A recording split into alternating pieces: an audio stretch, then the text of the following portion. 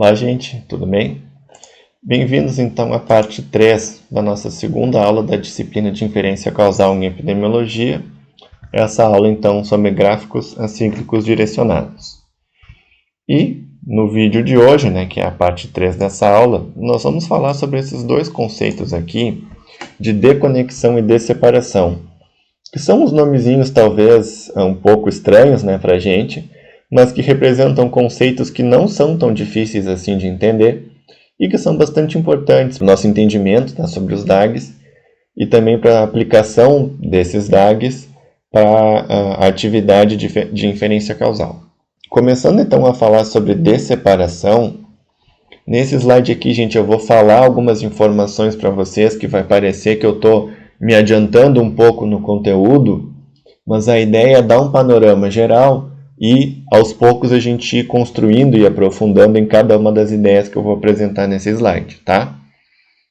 Então a primeira coisa que eu queria mencionar é que a partir de um conjunto de regras a gente consegue identificar quais caminhos estão abertos, tá, entre duas variáveis que a gente tem interesse, no nosso caso aqui as variáveis de exposição e de desfecho, e que formas a gente pode bloquear esses caminhos.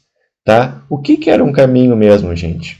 Caminho entre duas variáveis é quando eu consigo partir de uma variável e chegar na outra navegando pelas setas do DAG.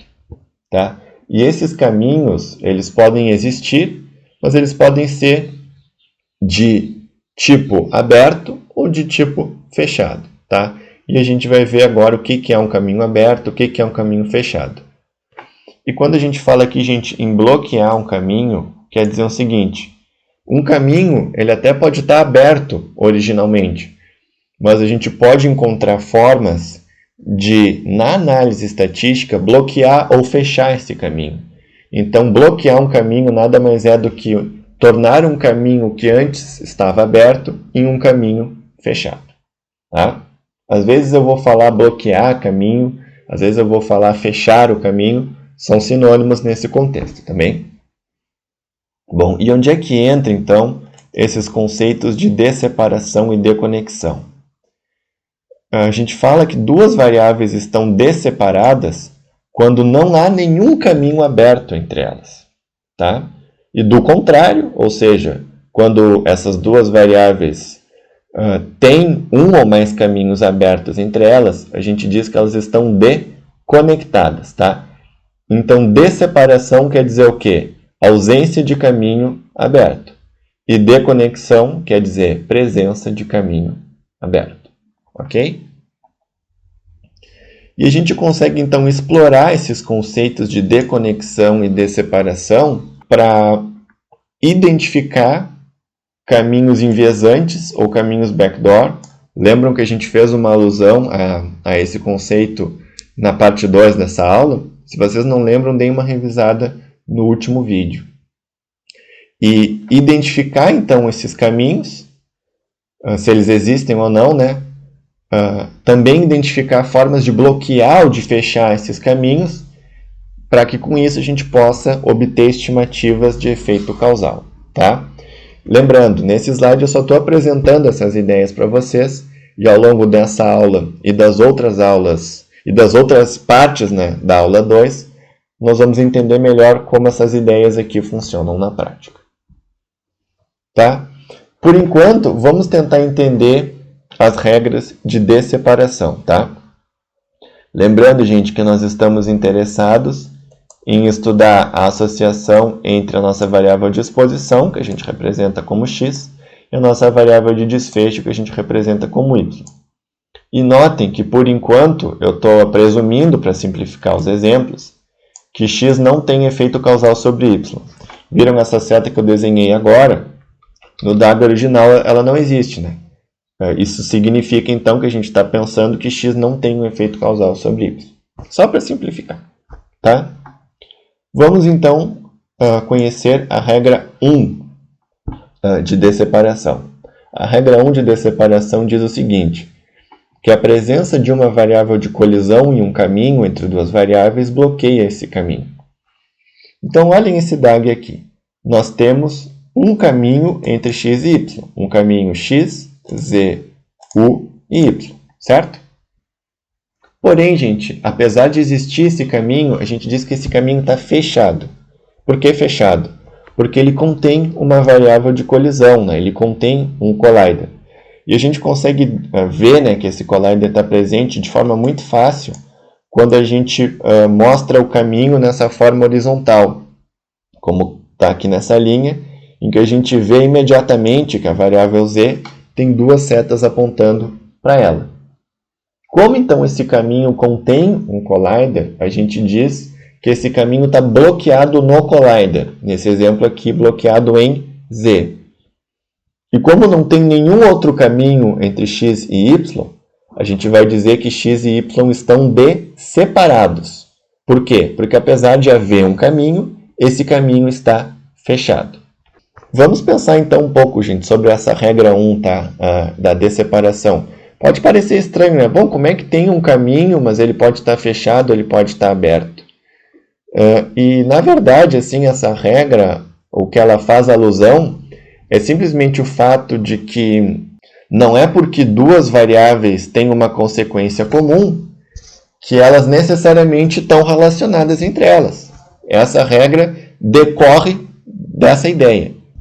Então, aqui, por exemplo, nós temos tabagismo materno durante a gestação, sexo do indivíduo e o peso ao nascer do indivíduo. E aqui no nosso DAG, o tabagismo materno é apontado como uma causa do peso ao nascer, e a gente sabe, né, em epidemiologia que isso é verdade. Mais especificamente, quanto mais tabagismo durante a gestação, menor o peso ao nascer da criança. Também a relação entre sexo e peso ao nascer é bem conhecida, né? Em média, as meninas nascem com um peso menor do que os meninos.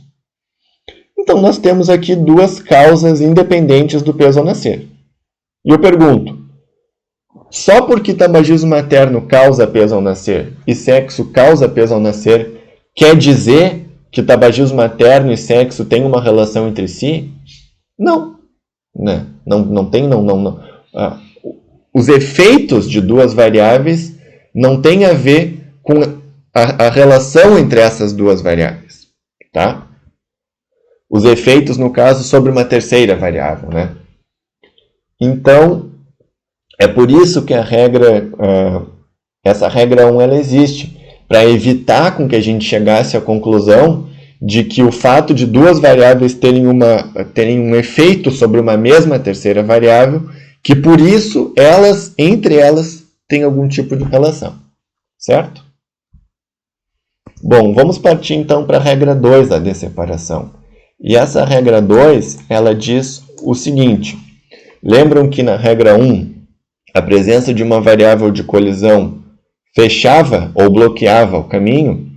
Essa regra 2 agora nos fala sobre um outro papel da variável de colisão, que é o seguinte: quando eu ajusto a minha análise de associação entre x e y, nesse caso, para a minha variável collider, eu abro esse caminho. Vamos pensar com calma sobre isso. Primeira coisa que eu quero que vocês percebam: esse DAG aqui ele é igual ao anterior. A exceção é que Z tem essa caixa aqui na volta, estão vendo? Essa caixa aqui, eu estou usando esse símbolo para dizer que eu estou ajustando a minha análise de associação entre x e y para Z, tá?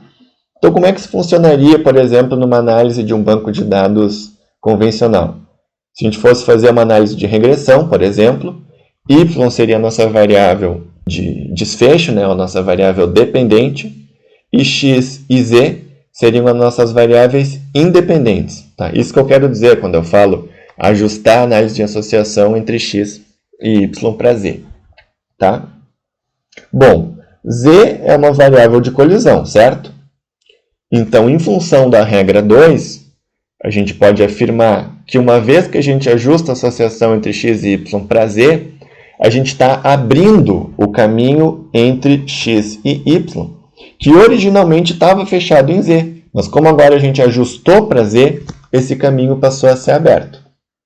E como não tem nenhuma outra variável de colisão no caminho, esse caminho passa a ser totalmente aberto. E como esse caminho está aberto, x e y passam a ser desconectadas. na situação em que a gente ajusta a associação entre essas variáveis para a variável z. Tá bem? E a gente tem um desdobramento, né, dessa regra 2, que eu até botei aqui, regra 2b, que é o seguinte.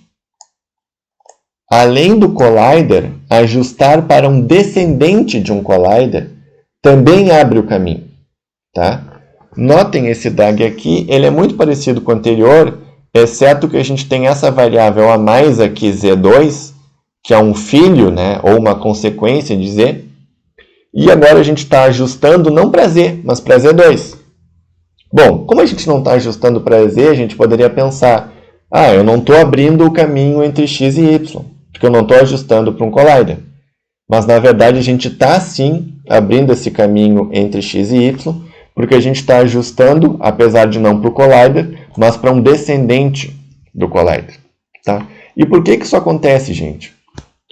Porque z2 também é uma consequência comum entre x e u. Notem, z é uma consequência comum de x e u, certo? Então, x tem esse efeito sobre z e u tem esse efeito sobre z. z2 também é uma consequência comum de x e u. X é uma causa de z2 através do caminho xz, z2. E u é uma causa de z2 através do caminho uz, z2. Então, apesar de z2 não ser uma consequência comum direta de x e u, ele é uma consequência comum indireta, digamos assim, de x e u, em função desse caminho mediado por z. Tá? Então, é por isso que o ajuste para um descendente de um collider também abre o caminho. Essa questão, gente, de o fato da gente ajustar para um collider, abrir o caminho, às vezes é uma coisa que causa muita confusão, tá? Então, vamos tentar adquirir um entendimento um pouco mais intuitivo sobre isso, pensando no seguinte exemplo, em que a gente vai pensar sobre as relações entre três variáveis. Preço de um imóvel, a localização desse imóvel e o tamanho desse imóvel, tá? Pode parecer um exemplo um pouco estranho, mas vocês vão entender depois por que eu estou trabalhando com ele. Para simplificar a situação, vamos imaginar que não existe nenhuma relação entre a localização do imóvel e o seu tamanho. Ou seja, imóveis grandes ou pequenos existem mais ou menos na mesma proporção em bairros mais ou menos valorizados. Tá bom? Bom, então a gente poderia mostrar, né, a relação entre essas variáveis através desse DAG aqui, em que o preço é uma consequência comum da localização e do tamanho, o que é uma coisa que faz sentido, né, gente? Quanto maior o imóvel, em geral, mais caro ele vai ser, e quanto mais bem localizado ele é, também mais caro ele vai ser, tá? Agora sim, gente, vamos supor que eu, Fernando, eu tô mal de dinheiro, eu tô sem dinheiro nenhum, então eu só vou olhar imóveis baratos, eu só vou procurar imóveis baratos. Ok. Vamos pensar, gente, o que é eu só olhar para imóveis baratos, tá? Não é uma forma de estratificação? Vamos pegar a variável preço. A gente pode dividir essa variável de uma forma bastante grosseira entre imóveis baratos e imóveis caros, certo? Em duas categorias. Se eu olhar só para os baratos, eu não estou estratificando ou olhando só para um extrato? Estou, né? E lembram também que a estratificação é uma forma de ajuste, né? A primeira ferramenta que a gente aprendeu, né, nas aulas de epidemiologia e estatística de controle para confundimento, de ajuste, né, não era a estratificação? Era. Então, se a gente está estratificando, a gente está automaticamente ajustando para a variável. Então, nesse exemplo aqui, ao olhar para imóveis baratos, a gente está automaticamente ajustando para essa variável preço. Bom, e como é que fica então a associação entre localização e tamanho, ajustando para a variável preço? Especificamente, através de estratificação, olhando só para os imóveis baratos. Bom, se o imóvel em questão fica numa boa localização, ele vai ter que ser pequeno, porque senão ele não seria barato. De uma forma similar, né? Se o imóvel for grande, ele provavelmente vai estar numa localização pior Do contrário, ele não seria barato. Então, notem que nesse exemplo aqui, a gente ajustar a associação entre localização e tamanho para um collider, né, para uma consequência comum, induziu uma associação negativa entre essas duas variáveis. Mesmo que não houvesse nenhum tipo de relação antes de fazer, né, o ajuste, antes de fazer a estratificação. Tá? Bom, entendido então a questão dos colliders, a gente vai para a regra 3 da desseparação, que trata agora das variáveis não colliders no caminho. As regras 1 e 2 tratavam sobre os colliders. A regra 3 trata sobre as variáveis não colliders presentes no caminho. Então aqui nós temos as variáveis x, u e y, e nós temos um caminho entre x e y, que é o caminho x, u e y. Esse caminho está aberto ou fechado, pessoal? Está aberto, né? Está aberto porque ele não contém nenhum collider. Se o caminho não contém nenhum collider, ele está aberto. E o que a regra 3 diz? Se tem um caminho aberto e a gente ajusta a associação entre x e y, ou entre o par de variáveis que a gente está interessado, para uma ou mais variáveis não colliders presentes no caminho, a gente fecha esse caminho. Então, nesse exemplo aqui, se a gente quisesse fechar o caminho entre x e y, para que variável a gente ajustaria? Para u, né? Porque u, nesse exemplo, é a única variável não collider presente no caminho. Tá? Então, sem ajustar para u, x e y estão desconectadas, porque existe um caminho aberto entre elas. Mas, ao ajustar para u, x e y passam a ser desseparadas, porque o caminho aberto que antes existia, ao ajustar para u, ele passa a ser bloqueado ou passa a ser fechado. Certo? Gente, então, não sei se vocês perceberam, mas se a gente juntar as regras 1, 2 e 3, a gente percebe que ajustar uma variável em uma análise de associação, a gente inverte o papel dela com relação à desseparação e deconexão.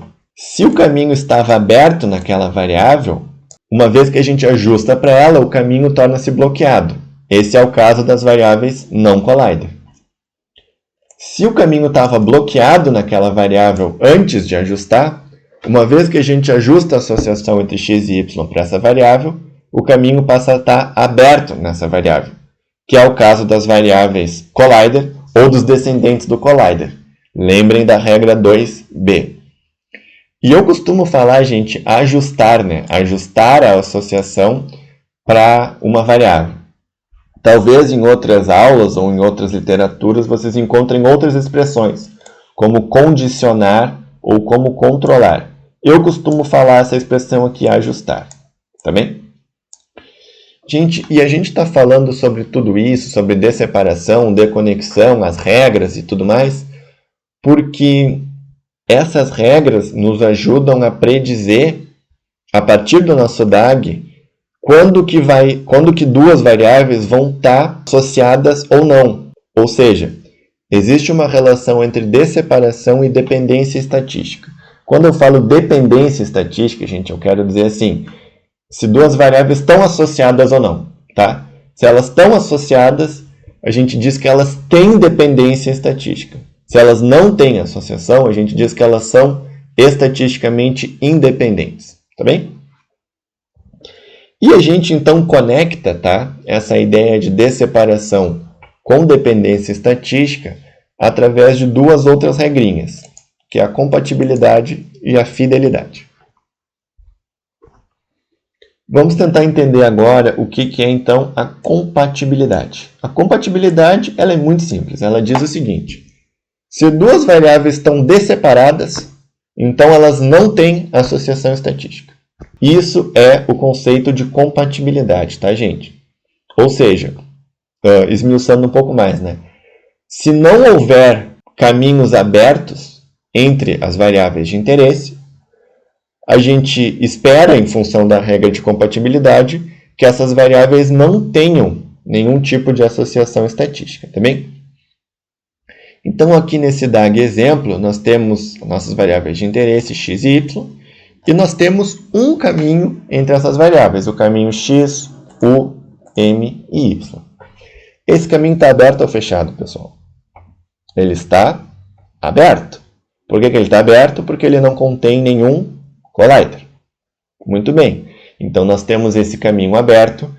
Por existir um caminho aberto, a gente conclui que x e y são deconectadas, né? Deconexão é sinônimo de haver caminhos abertos.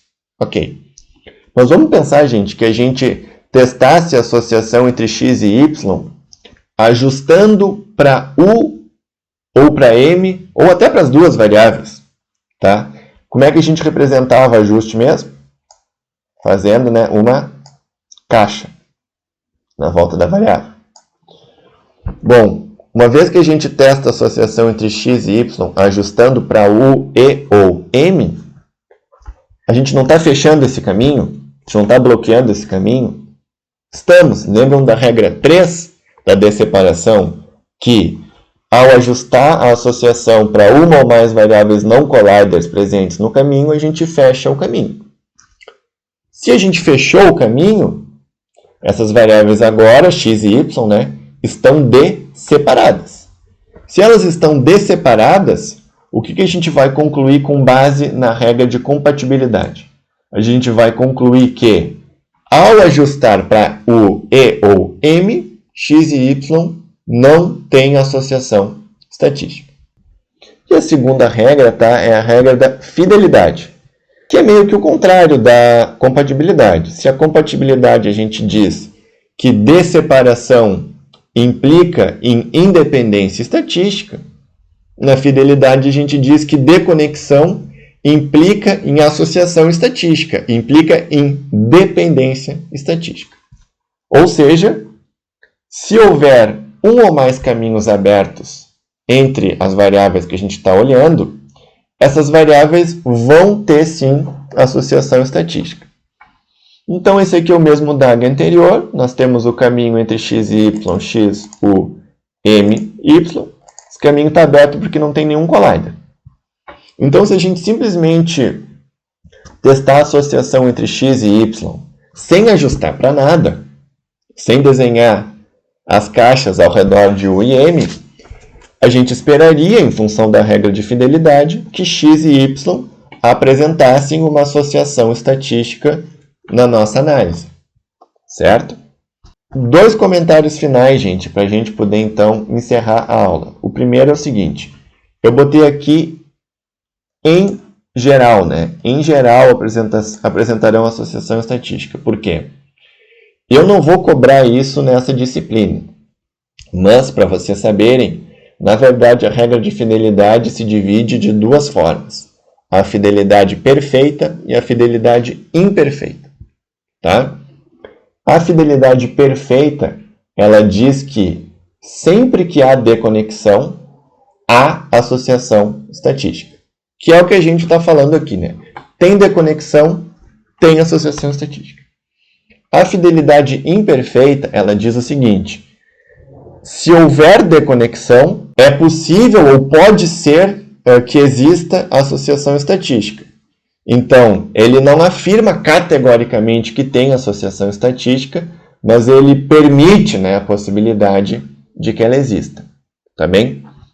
Para fins dessa disciplina, a gente vai trabalhar com o conceito de fidelidade perfeita. Ou seja, a gente vai pensar que deconexão implica sempre em associação estatística, tá? A gente vai fazer isso para fins de simplificação e também porque, para o uso que a gente vai fazer dos DAGs, essa diferenciação da fidelidade entre perfeita ou imperfeita ela não faz diferença para o uso que a gente vai fazer dessa ferramenta na disciplina, tá?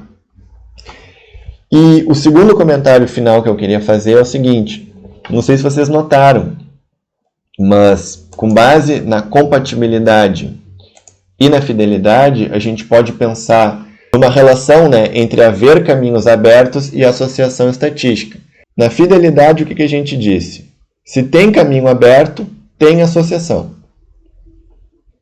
Na compatibilidade, o que a gente disse? Se não tem caminho aberto, não tem associação. Então, a gente pode pensar em caminhos abertos como fonte de associação ou como fonte de correlação entre as duas variáveis, duas ou mais, no nosso caso aqui são duas, que a gente está estudando, tá? Então, resumindo, compatibilidade. Quando não tem caminho aberto, não tem associação. E fidelidade, quando tem caminho aberto, tem associação. Certo, gente?